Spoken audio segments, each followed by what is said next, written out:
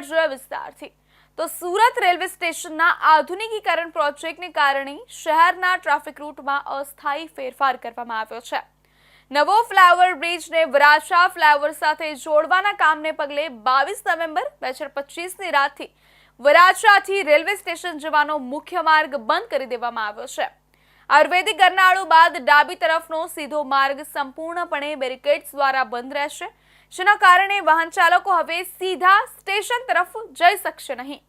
તેના બદલે તેમને લાલ દરવાજા થઈ અમીષા 4 રસ્તા તરફ જવું પડશે, જ્યાંથી સ્ટેશન તથા દિલ્હી ગેટ તરફ સરળતાથી પહોંચી શકાશે।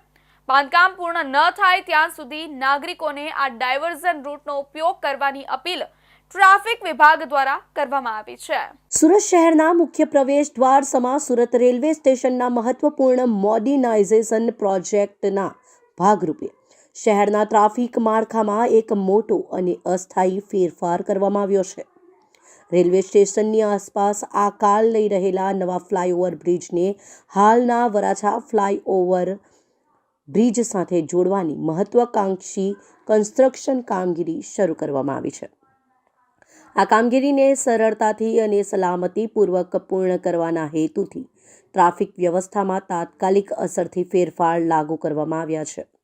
Surat integrated transportation development corporation limited એટલે કે SITCO દ્વારા હાથ ધરાયેલા આ પ્રોજેક્ટને પગલે તારીખ 22 નવેમ્બર 2025ના રાત્રિના સમયથી ટ્રાફિકના નિયમોમાં ફેરફાર અમલમાં મૂકવામાં આવશે।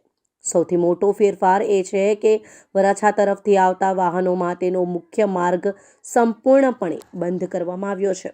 જે વાહનો આયુર્વેદિક ગરનાળું પસાર કર્યા બાદ ડાબી તરફ વળીને સીધા રેલવે સ્ટેશન તરફ જતા હતા, તે સમગ્ર માર્ગ પર હવે બેરિકેડ્સ લગાવીને તેને બંધ કરી દેવામાં આવ્યા છે।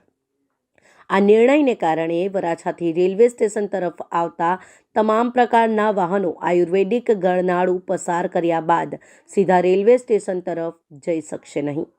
આયુર્વેદિક ગરનાળું પસાર કર્યા બાદ વાહન ચાલકોએ સીધા લાલ દરવાજા તરફ જવાનું રહેશે, જ્યાંથી આગળ વધીને અમીષા 4 રસ્તા સુધી પહોંચવાનું રહેશે।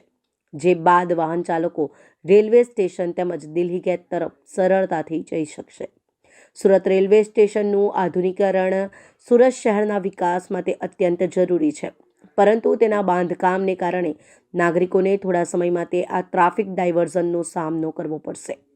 સુરત પોલીસ કમિશનરના ટ્રાફિક વિભાગે વાહન ચાલકોને આ નવા નિયમોનું પાલન કરવા અને ટ્રાફિક જામની સ્થિતિ નિવારવા માટે સહકાર આપવા